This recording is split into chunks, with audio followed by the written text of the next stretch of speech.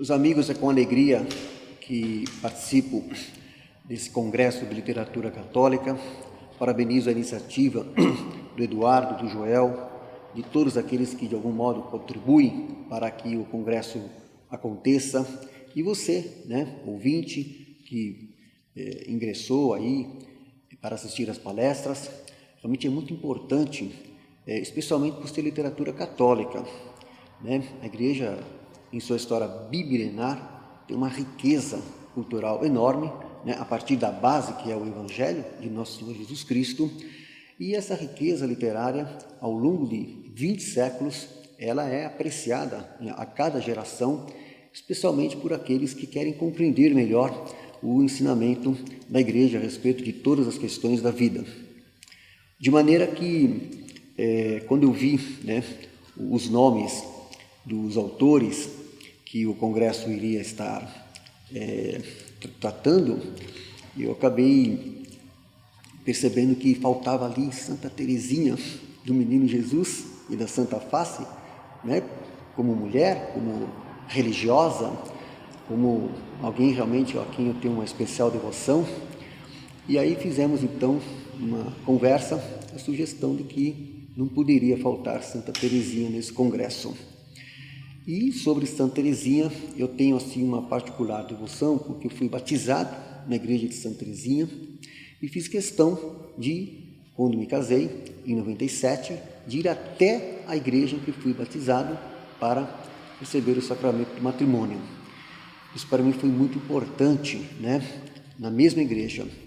E depois, eu me recordo que quando as relíquias de Santa Teresinha passavam pelo Brasil, nós fizemos questão de visitá-las, foi em Minas Gerais, inclusive, que nos deslocamos até lá. E hoje moro em São Bento do Sapucaí, desde 2001, e acabei depois, pela graça de Deus, indo morar, residir, comprando uma propriedade no bairro de Santa Teresinha. Então, essas coincidências da providência sinalizam realmente essa proximidade que nós temos em nossa história de vida com essa grande santa, que realmente deixou assim um testemunho de vida e uma obra literária importante que certamente não poderia faltar de ser apresentada nesse Congresso de Literatura Católica.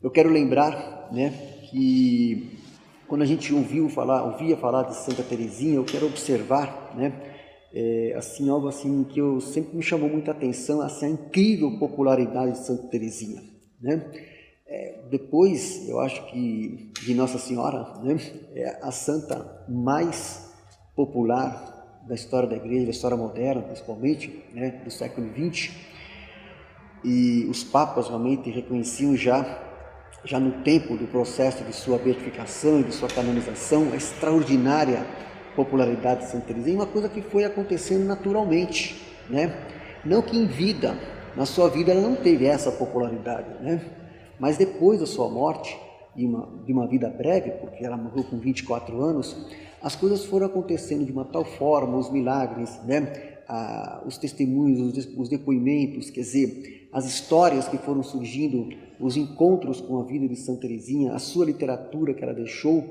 como testemunho de vida, de santidade, acabou assim ganhando o mundo inteiro, uma estrela que fulgurou, assim, de modo assim tão especial na história da Igreja e que tem muito a nos dizer nos dias de hoje, aqui no século XXI, sobre como viver o Evangelho à luz da fé católica, a fé firmíssima que ela afirmou em sua vida, que ela testemunhou, que ela vivenciou e que ela compreendeu de um modo tão especial realmente o ensinamento da igreja. Eu quero lembrar que em relação a essa questão da popularidade, eu acho que talvez mesmo só São Francisco de Assis, né, tem essa popularidade espontânea que veio a partir de sua vida. E Santa Teresinha, no Brasil, eu penso que deve ser a santa mais popular, mais conhecida. Aonde você vai, em qualquer cidade do país, qualquer cidade, você vai ter uma igreja dedicada a Santa Teresinha. Ela que foi canonizada em 1925, só para você ter uma ideia, no dia da sua canonização, né, houve toda uma preparação com archotes de fogo, todo um preparo para que toda a Basílica de São Pedro tivesse toda iluminada, preparada. Chamou até a atenção do New York Times na época, né? Assim, como foi a preparação da festa de canonização de Santa Teresinha em 1925. E 60 mil pessoas compareceram na festa, na celebração de canonização de Santa Teresinha. Na época era um número extraordinário de fiéis, de devotos, que realmente compareceram na Basílica de São Pedro. De maneira que é muito tocante, né, que essa popularidade, a forma como a sua história foi ganhando o coração das pessoas de todas as nações, né? Eu me recordo aqui que se ela tivesse vivido mais anos, talvez como missionária, ela iria até a Indochina. Havia até já cartas, né, correspondência no sentido de que ela pudesse ir até para a Indochina francesa, então ganharia até a Ásia, quer dizer, mas viveu 24 anos apenas na França. Ela teve apenas um período em que ela viajou com o seu pai, né, para Roma e algumas cidades ali da Itália, né, Milão, Veneza, Loreto, Assis, Nápoles. Então, algumas cidades em peregrinação, que ela foi por ocasião do jubileu do Papa Leão XIII, né? E somente foi feita essa viagem. Mas, de qualquer forma, Santa Teresinha, ela viveu praticamente em Alençon, onde nasceu, né? No dia 2 de janeiro de 1873, e viveu em Alençon no período em que a sua mãe, né, a santa, hoje santa Zélie Guérin, né, casada com também hoje santo, canonizado pelo Papa Francisco em 2015, Louis Martin. E o que é muito bonito se ver na história de Santa Teresinha é que nesse período em que ela viveu em Alençon, nasceu em Alençon, né, ela já desde o início teve assim a graça de ter uma família santa. Isso nós vamos falar um pouquinho sobre isso, porque isso foi muito importante, foi o ambiente criado, né, preparado por Deus para que ela tivesse realmente condições propícias para ter aquela determinação, como diria Santa Teresa de Ávila, em ser santa. Então, o ambiente materno, o ambiente paterno, o ambiente da família, a acolhida da sua família foi muito importante. A família que vivia realmente imbuída, né, do propósito de santidade, foi muito importante para que desde o início Santa Teresinha aspirasse, desejasse realmente ser santa. Essa foi a sua principal vocação, e a contribuição dos seus pais foi muito decisiva nesse sentido. Então ela tem uma primeira fase da vida dela em Alençon, com as suas irmãs, o casal hoje santo, São Louis Martin e Zélie Guérin, tiveram 9 filhos, tá? Só que 4 faleceram, novos, muito novinhos, e uma delas inclusive com 5 anos e meio. E o que é interessante é que já desde o casamento dos santos São Louis Martin e Santa Zélie Guérin, os dois eram muito piedosos, né? Ele relojoeiro, né? Ela bordadeira, teve muito sucesso nessa atividade de bordados, né? Em Alençon, e tudo feito com muito zelo, com muito cuidado. O ambiente da casa era assim havia muito cuidado para que houvesse o melhor ambiente. E na casa em Alençon, onde Santa Teresinha nasceu, ela e suas irmãs, que depois vão se tornar também religiosas do Carmelo. Ela, desde cedo, às 5h30 da manhã, com missas diárias, né, com jejuns, com orações, tá? Então havia todo aquele ambiente, né, realmente de viver realmente a fé católica, que os pais, né, eram muito zelosos nesse sentido. E é interessante que os dois, os pais de Santa Teresinha, eles queriam ser religiosos, mas acabou, né? Os dois tiveram uma história de que houve um impedimento, né? Tanto que, por exemplo, o Louis Martin, né, não sabia latim quando ele foi se apresentar, né, a querer seguir a vida religiosa. E também a Zélia Guerrin também acabou não sendo aceita.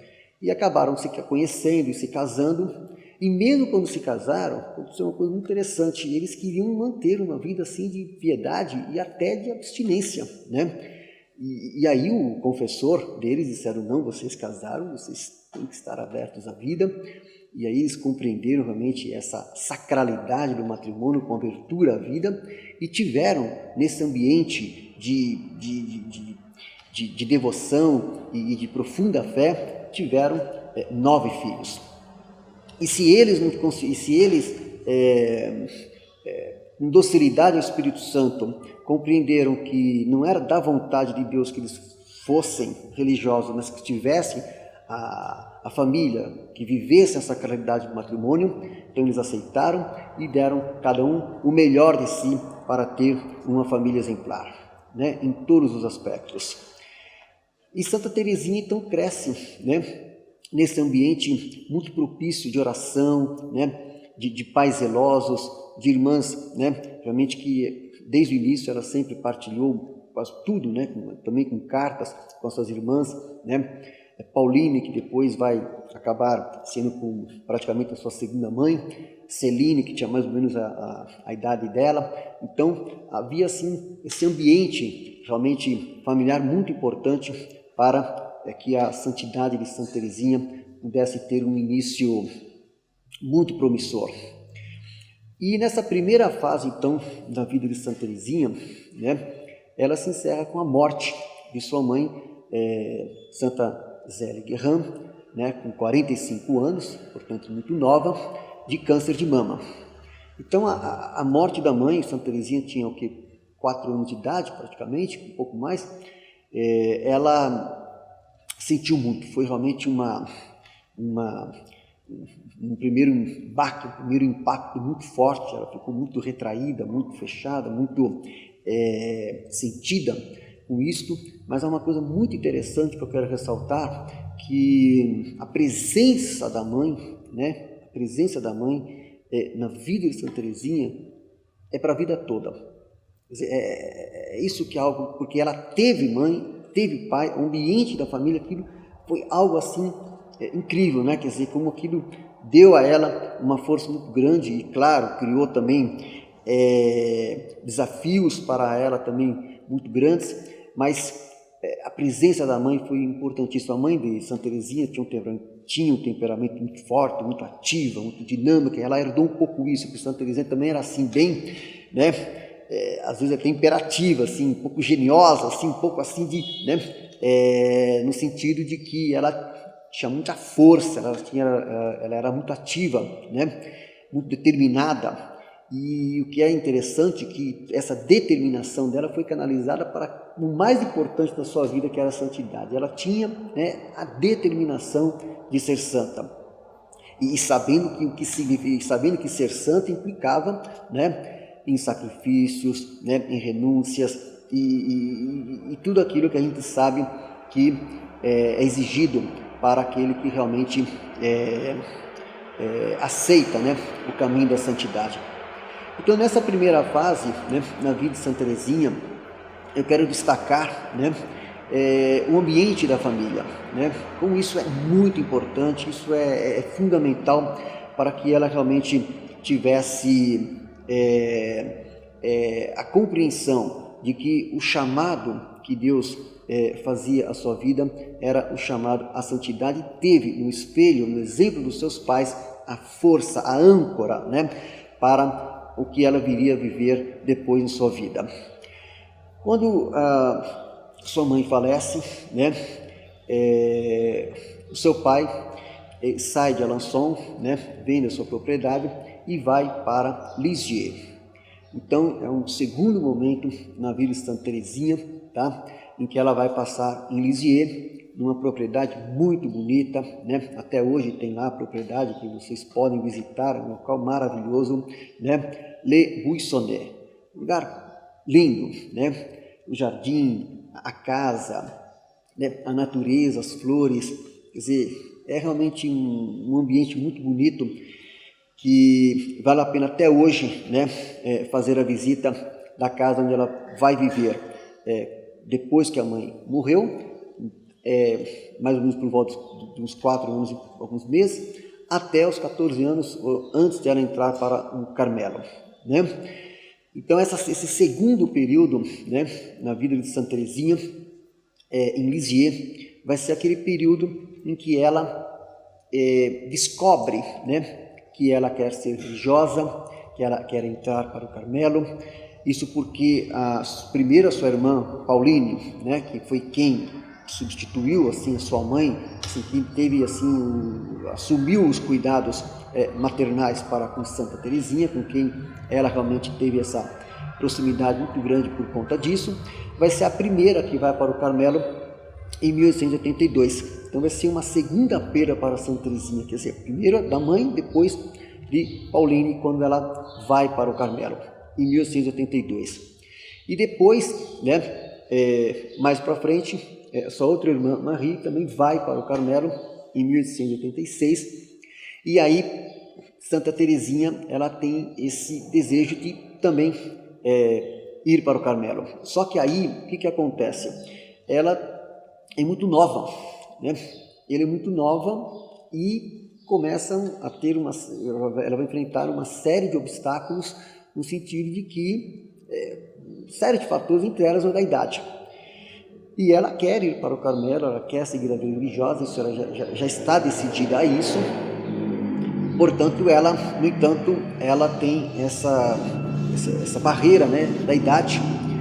E o que é interessante, muito assim, interessante observar, que as dificuldades, os problemas, os desafios, né, as contrariedades, os aborrecimentos, os impedimentos, tudo isso nada abala a sua determinação de seguir a vida religiosa.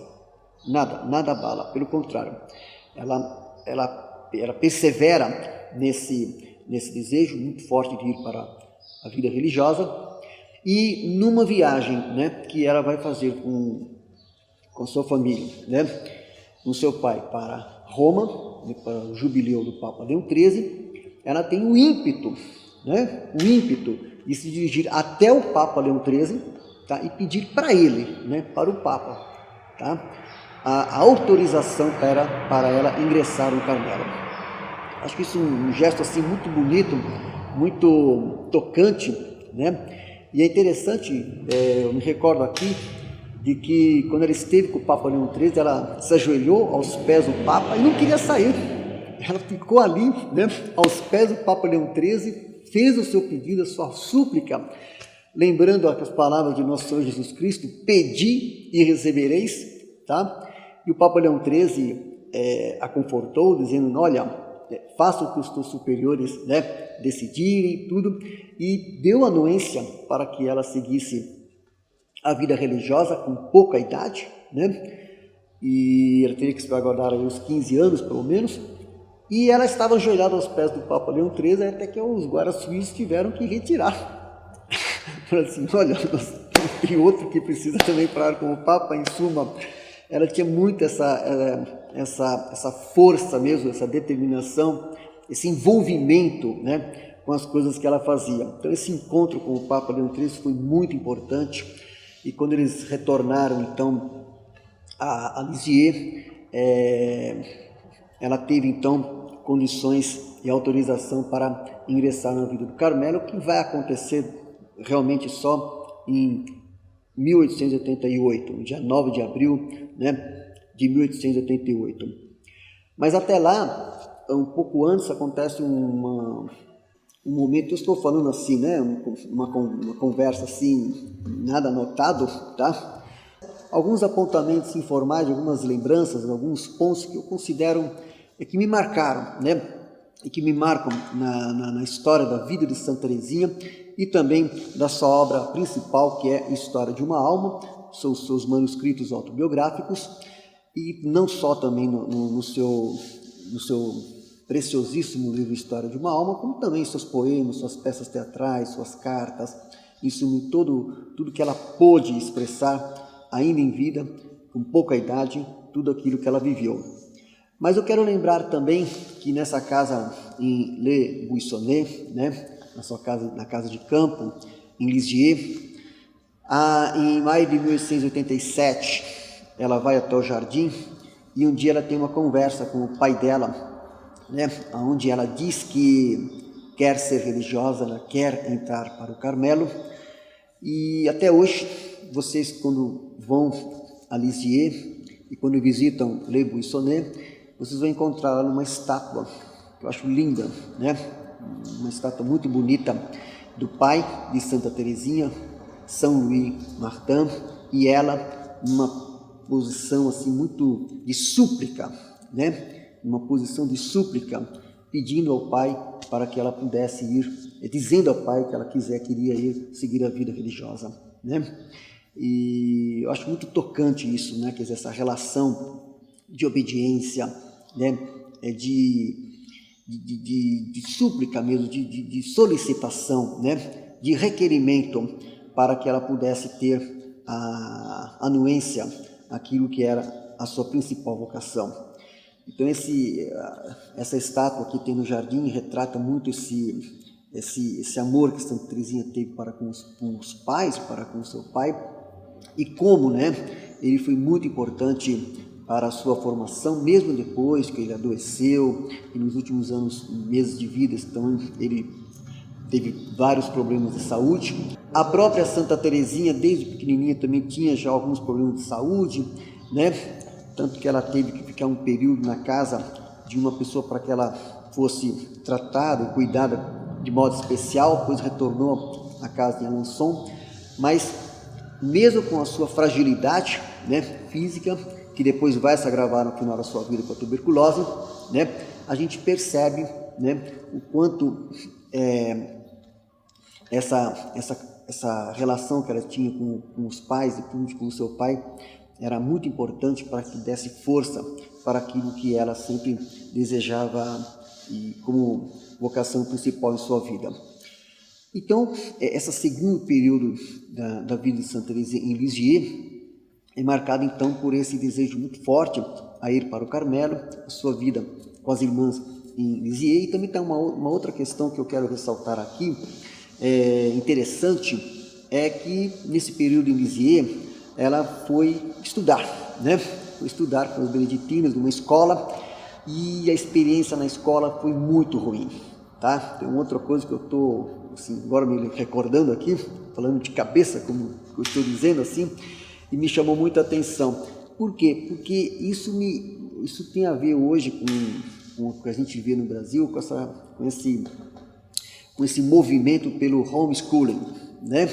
Como isso dá certo, como isso sempre funcionou, né? A educação em casa, né? Feita pelos pais, que dá aquela formação, tá?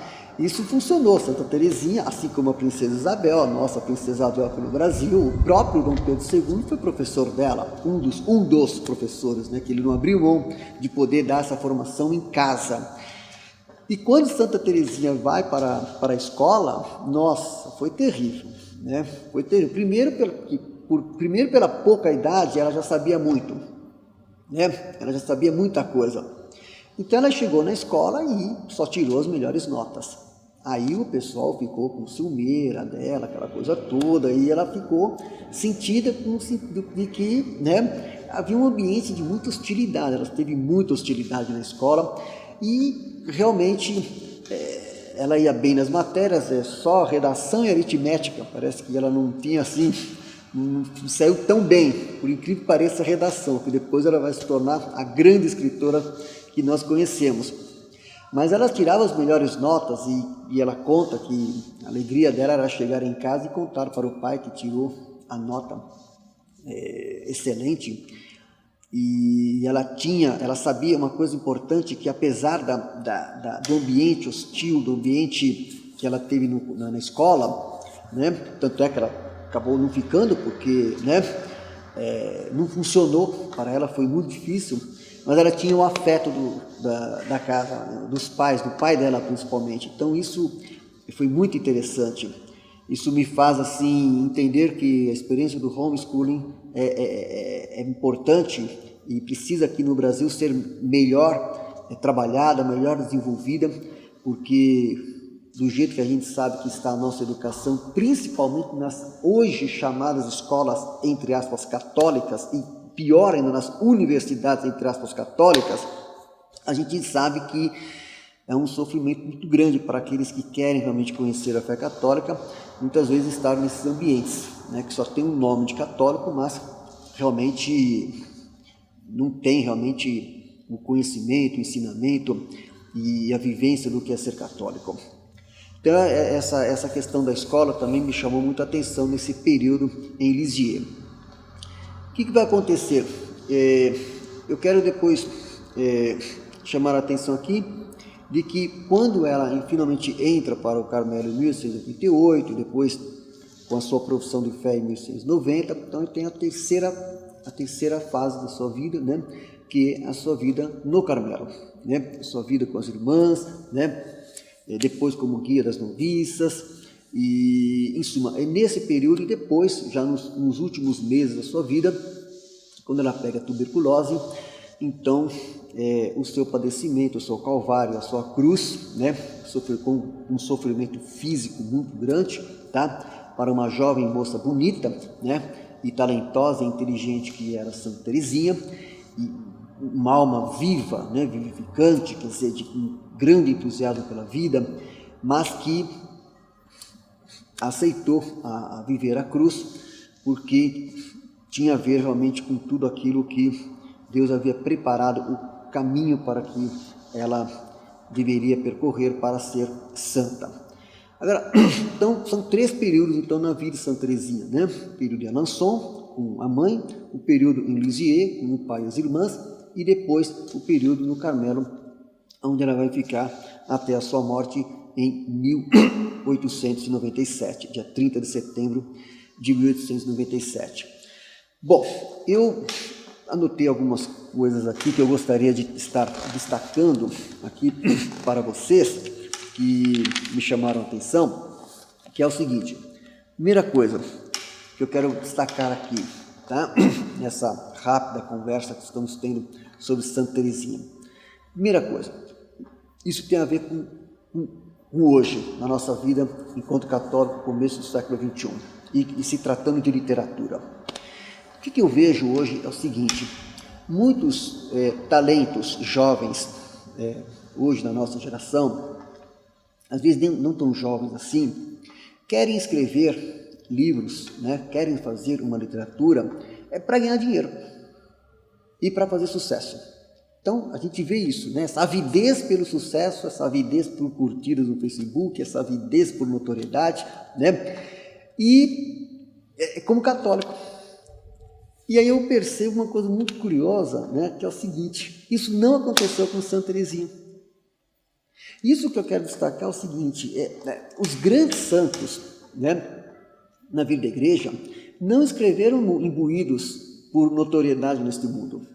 Poderia até acontecer, pode acontecer, você pode ter uma posição social, você pode ter um cargo, você pode ter até um certo prestígio, isso pode acontecer, mas isso dá mais responsabilidade, porque ao que muito foi dado, muito será cobrado. Mas isso não pode ser a principal motivação daquele que quer fazer uma obra de arte, eu estou falando enquanto católico. Por que Santa Teresinha produziu a sua obra-prima, um clássico da literatura católica, que é História de uma Alma? Por que ela foi produzida? Porque ela achou que tinha um grande testemunho de vida e disse assim: bom, eu tenho um grande testemunho de vida, eu quero que todo mundo saiba que eu sou assim, assim, assim. Não foi essa a motivação. porque houve uma solicitação das suas superioras. Então são 3 manuscritos, né? Manuscrito A, manuscrito B, manuscrito C. Então foram 3 manuscritos feitos por solicitação das superioras do Carmelo, 2 delas suas irmãs. Então ela fez uma literatura por obediência, não foi por vaidade, e não foi por motivação à notoriedade, e não foi para ganhar dinheiro.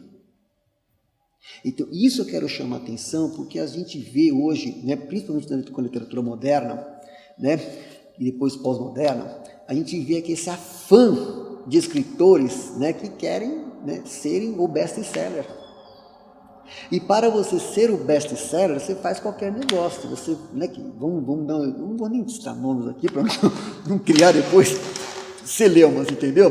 Mas não deve ser essa a motivação do escritor e do artista que se propõe, que seja católico, que se propõe uma arte católica. Então eu quero destacar assim que a literatura feita por obediência, ela primeiro faz um manuscrito A, retratando a sua infância, por solicitação de sua irmã, né, que na época era superiora, e depois ela vai produzir mais 2 manuscritos, onde um deles ela vai falar mais especificamente da sua doutrina, do seu pequeno caminho, Le Petit Voile, que ela descobriu a partir de sua experiência, um método muito particular que eu vou falar rápido também daqui a pouco sobre isso, né?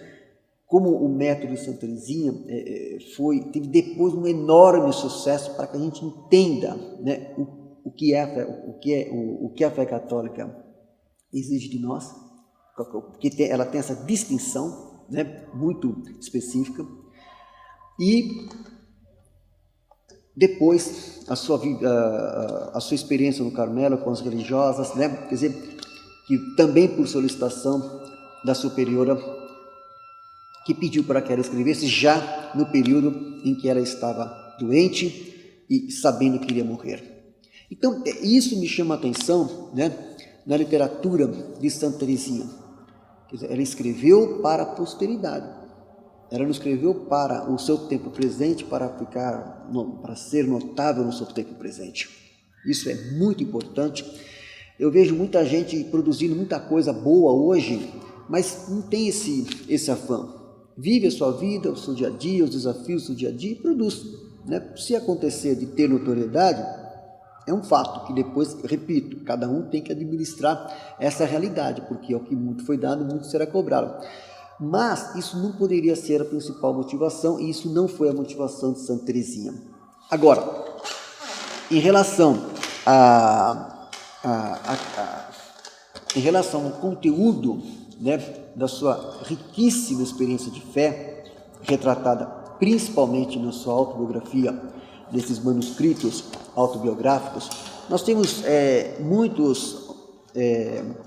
hoje muitos vídeos, muitos estudos sobre a história de uma alma. O Padre Paulo Ricardo tem uma aula muito boa, né, sobre a história de uma alma, e alguns vídeos até, e outros estudiosos carmelitas, de maneira que eu não quero assim repetir, né, o que outros já disseram, mas apenas fazer aqui uma partilha daquilo que me tocou, aquilo que me toca em Santa Teresinha e que me diz que tem a ver também com a minha experiência de fé, né? E que penso eu que possa contribuir também para a sua experiência de fé enquanto católico. O que me chama a atenção aqui na experiência de fé de Santa Teresinha, esse que penso eu que é o ponto mais importante, né, que toca tão profundamente na gente, é a questão daquele momento, né, em que nós precisamos ter absoluta confiança, absoluta entrega, né, à providência divina.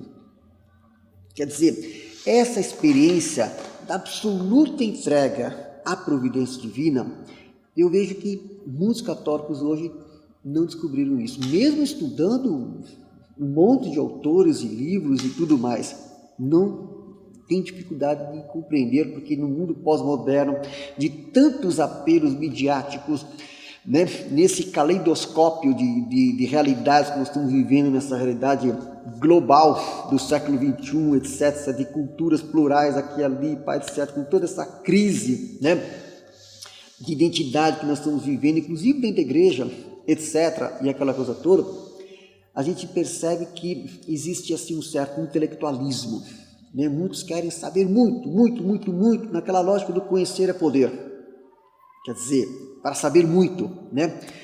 E o que chama a atenção de Santa Teresinha, o que toca a gente é que, primeiro, ela descobriu que não precisava saber muito, não precisava saber muitas coisas.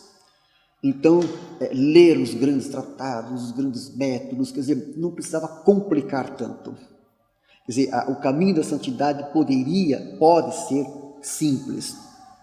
Então, esse ensinamento de Santa Teresinha é muito fantástico. Quer dizer, o caminho da simplicidade, que não significa que esse caminho da simplicidade significa que seja fácil.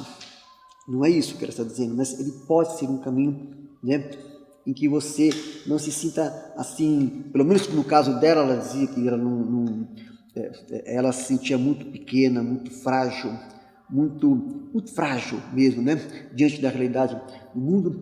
E aí ela vai perceber, né, que ela só poderia, e aí que ela acerta na sua compreensão do que é o ensinamento do Evangelho do nosso Senhor Jesus Cristo, a partir da doutrina católica, que a Igreja, ao longo dos séculos, sempre ensinou e que marcou a vida de todos os santos, essa compreensão que a tornou doutora da Igreja, porque ela foi elevada, né, a doutora da Igreja, 33 doutores da Igreja e 4 mulheres. Ela, a 4ª mulher doutora da Igreja, justamente por essa compreensão. Ela usa uma imagem que eu acho muito bonita, a do elevador, né? O elevador, na época que ela viveu, era uma invenção que tinha surgido na época, e ela achou muito interessante, porque ela dizia assim: nossa, o elevador é assim, você sobe não por sua própria força, quer dizer, ele te eleva não por sua própria força, é Deus que te eleva. Então, quando ela está determinada, há uma determinação de que ela quer ser santa, a grande descoberta dela, e isso que a tornou santa, e isso que fez ela ser a maravilhosa, né, santa que ela é de que esse processo aconteceria a partir da graça de Deus, não pela sua própria força. Então a imagem do elevador é muito interessante, quer dizer, é algo que te eleva não por si só, por si própria. Então ela vai descobrir que aquilo que o Padre Paulo Ricardo também destaca muito bem em sua exposição, a virtude do escondimento. Então isso que vai fazer o seu método da pequena via, do pequeno caminho. Quer dizer, não é necessário que você faça coisas extraordinárias, porque ela admirava muito Santa Joana d'Arc, que teve uma vida extraordinária, uma heroicidade extraordinária, ao ponto de morrer na fogueira também com 19 anos de idade. Então, o que acontece assim? Esse pequeno caminho, essa pequena via que Santa Teresinha descobre, tem muito a nos dizer hoje, no nosso dia a dia, no século XXI, que é o seguinte: para ser santo, né, você primeiro, você pode, a partir do cumprimento dos seus deveres do dia a dia, naquilo que é ordinário, naquilo que é o seu dever do dia a dia, tá? Você ali, nas coisas pequenas e simples do seu cotidiano, você pode exercitar, né, as virtudes, né, da paciência, né, todas aquelas virtudes que São Paulo elenca em sua famosa, né, exposição sobre o amor, tá? Se você no dia a dia vivenciar isso, você já está realmente se santificando. Então, por exemplo, a questão da contrariedade, né? A capacidade que aquilo que nós precisamos fazer para, diante das contrariedades, diante dos padecimentos, diante das tristezas da vida, diante daquilo que não compreendemos, diante das humilhações, diante da inveja, diante dos ciúmes, diante da maldade mesmo das pessoas, sabe? A gente ter a capacidade, né? Assim, a disposição, não vou nem dizer a capacidade, mas a disposição do coração de, primeiro, confiar, né? Confiar em Deus que opera. Então, quer dizer, eu não vou fazer justiça com as próprias mãos, eu vou confiar na justiça divina, na providência divina, na misericórdia de Deus e rezar pela salvação das pessoas. Uma coisa que eu acho muito interessante em Santa Teresinha, quando perguntaram para ela por que ela queria entrar para o Carmelo, ela deu uma resposta que eu acho muito importante, isso é um resumo, né, de todo o seu itinerário. Ela disse que queria salvar almas e rezar pelos padres. É algo assim muito interessante, porque hoje, mesmo diante da crise que a igreja vive, a gente percebe que muitos católicos, nós inclusive leigos, rezamos muito pouco pelos padres, por aqueles que aceitaram, né, essa missão do sacerdócio, que a gente sabe que é uma missão de muitas renúncias que deve ser, né? E no entanto rezamos poucos pelos sacerdotes e também rezamos muito pouco pelos papas e pelo Papa. O Papa Francisco, eu me recordo que logo que apareceu no balcão da Basílica de São Pedro, no dia 13 de março de 2013, ele pediu para que rezasse por ele. E a gente viu aí um monte de opiniões aqui e ali, mas pouco oração. Então, Santa Teresinha, ela tinha muito disso, né? Quer dizer, de rezar pelos padres. Isso fazia parte da missão dela, né? Rezar pelo sacerdócio. Então, é assim, a pequena via, quer dizer, você no dia a dia, você aceitar, né? Confiante na graça de Deus, os padecimentos do dia. Aquilo que o próprio nosso Senhor Jesus Cristo fala: não andeis ansiosos pelo dia da manhã, a cada dia basta o seu mal. Então, quer dizer, a partir disso, Santa Teresinha foi vivenciando com as irmãs do Carmelo essa experiência, né? Tipo assim, aquela irmã que era assim, sabe, hostil, de temperamento difícil, né? Aquela irmã, aquela religiosa, aquela companheira de convivência, que não gostava dela, que não a apreciava, que não a reconhecia, suas virtudes e qualidades, etc. Pois justamente aquela irmã, aquela companheira, aquela colega, aquela irmã, é quem Santa Teresinha procurou, né, pôr em prática a experiência do amor. E aí o Padre Paulo Ricardo fala em sua exposição que é muito importante, que a gente quando ama, a gente não ama por causa da pessoa, a gente ama por causa de Deus. Quer dizer, o verdadeiro amor é por causa de Deus. Tá? Quer dizer, a gente ama a igreja, a gente vive a vida de igreja, a gente, né, a gente vive a nossa vida enquanto comunidade de fé por causa de Deus.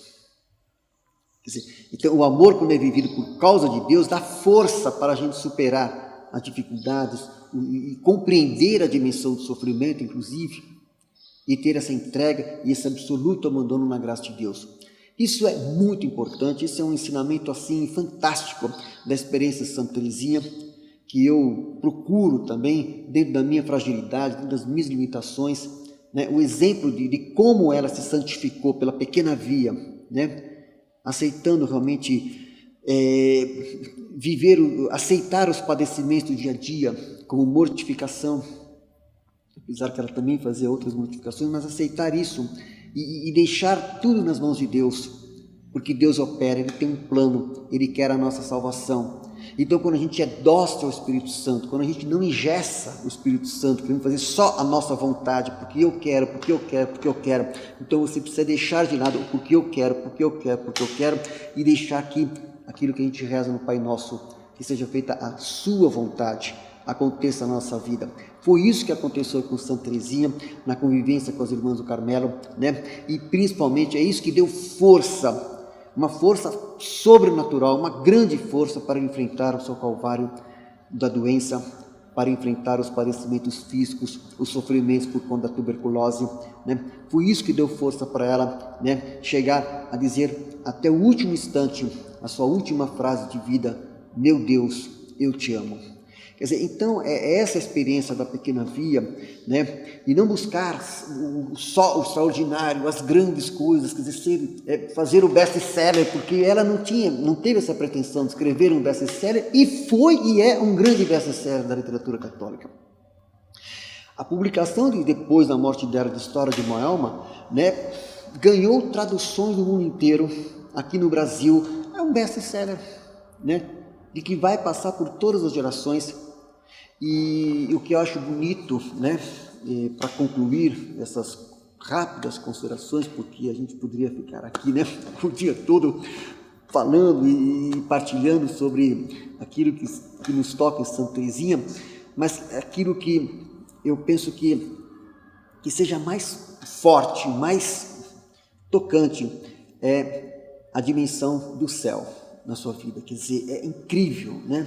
Incrível como tudo em Santa Teresinha, toda a sua vida, o olhar para o céu. E a gente perdeu um pouco essa dimensão hoje.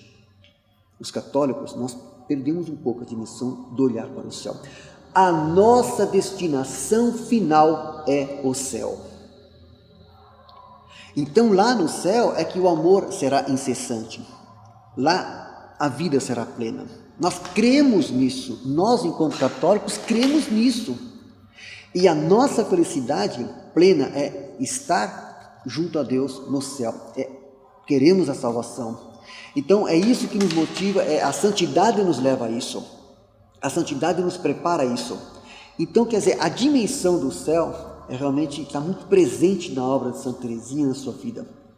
Quando ela fala para a mãe dela, assim, criança, né? Olha, eu quero que a senhora morra logo, porque assim a senhora vai estar logo no céu. Quer dizer, aquilo foi meio que, que isso? Como é que se fala um negócio desse? Ela era criança, mas ela queria ver a mãe dela no céu, e a mãe dela foi nova. Ela tinha 4 anos de idade quando a mãe faleceu. Mas quando ela disse aquilo, chocou. Mas como que você pode desejar? Porque a vida verdadeira ela desejava para a mãe e para os amigos, que é a vida no céu.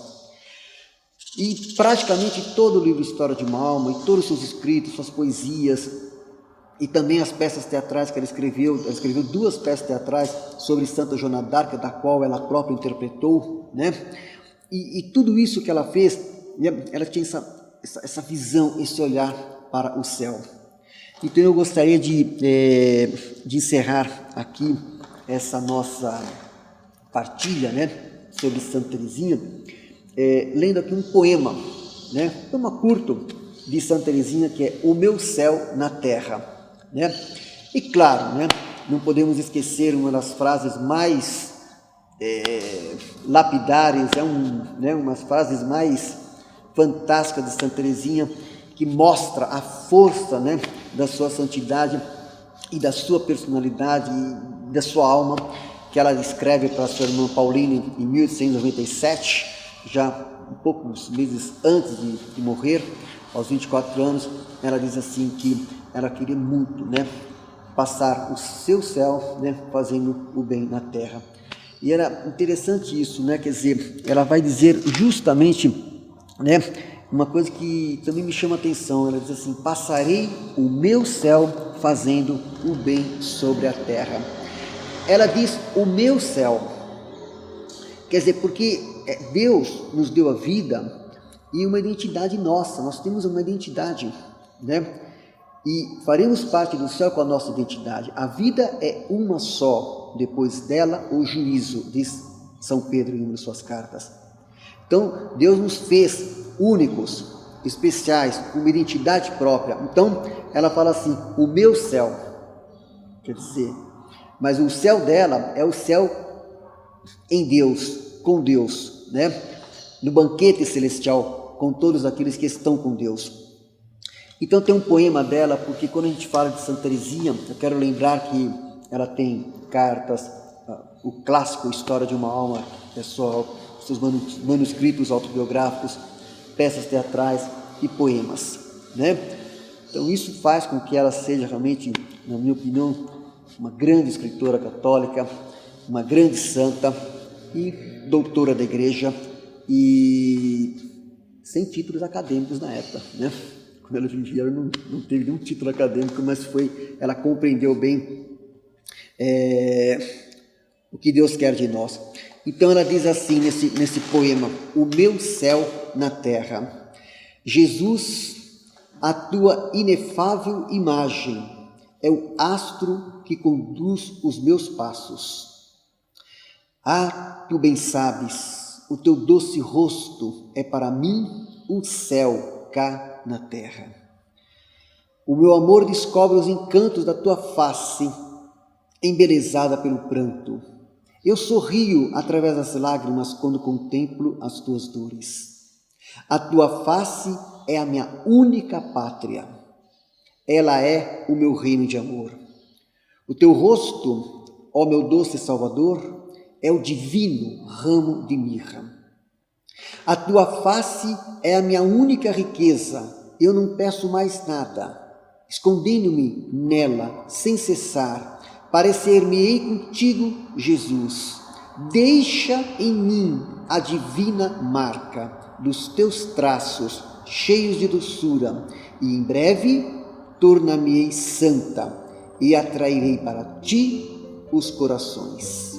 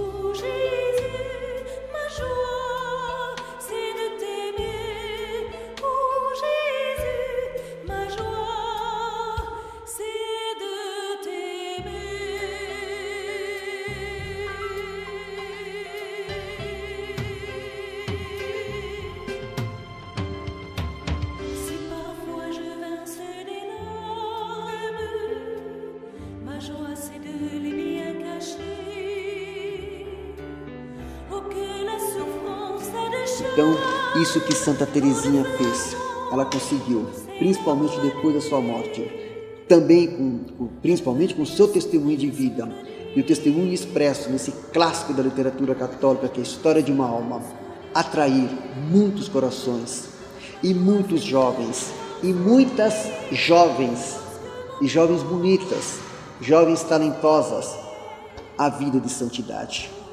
Por isso ela é atualíssima, por isso ela é queridíssima e por isso somos devotos de Santa Teresinha, a querida Santa Teresa de Lisieux, e por isso rezamos e pedimos a intercessão por ela, para que nós saibamos compreender melhor essa pequena via, o petit voie, do dia a dia, que nós nos entregamos e nos abandonemos à graça de Deus, para que por meio dele e por causa dele nós possamos ter a experiência do verdadeiro amor e possamos também, com o testemunho ancorado na vida dos grandes santos. Eu quero trazer aqui para vocês, este livro aqui, que foi o primeiro livro que eu tomei conhecimento da vida de Santa Teresinha, que eu recomendo para vocês, um dos livros de cabeceira, Na Luz Perpétua, pelo Padre João Batista Lerma, foi publicado em 1956 aqui no Brasil, Livraria Editora Lar Católico. E aqui são 2 volumes. E aqui, 3 de outubro, Santa Teresinha do Menino Jesus. Ainda na época era 3 de outubro, depois o Papa passou para 1º de outubro.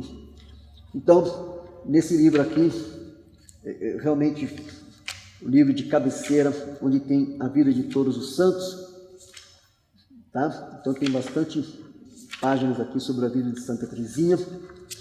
Mas é assim, a vida de todos os santos na luz perpétua é aquela vida que a gente também não pode idealizar, né? São pessoas que aceitaram dar uma resposta ao chamado de Deus. E com dificuldades, com problemas, com limitações, com fragilidades, com lutas interiores, né? Com maturação num processo de vida, do cotidiano, e acima de tudo, né? Com a confiança de que aonde não chegamos, Deus chega. E eles tiveram essa experiência. Eles aceitaram essa experiência de serem acolhidos nos braços de Deus, por intercessão de Nossa Senhora, de viver a experiência feliz da comunhão dos santos. E é isso que nos dá essa felicidade, e é por isso que na luz perpétua, nós com certeza, enquanto católicos, nos espelhamos, nos recorremos para que a vida desses grandes santos possa nos servir de força, né, pela graça de Deus, para que a gente também, enquanto católicos, possamos caminhar, fazer essa pequena via com a convicção, aquela mesma convicção que Santa Teresinha tinha, de que ela queria ser santa, que nós também possamos chegar lá, pela graça de Deus, para juntos possamos todos um dia fazer parte da glória que é estar no céu. Então eu agradeço a todos então por esta oportunidade aí de partilha da vida daquela que é uma santa muito querida, e parabenizo a vocês, você Eduardo, você Joel, por essa iniciativa de trazer autores que façam reflexões, apontamentos sobre a literatura católica, que certamente muito bem fará a atual geração e as próximas vindouras. Muito obrigado, que Deus os abençoe sempre.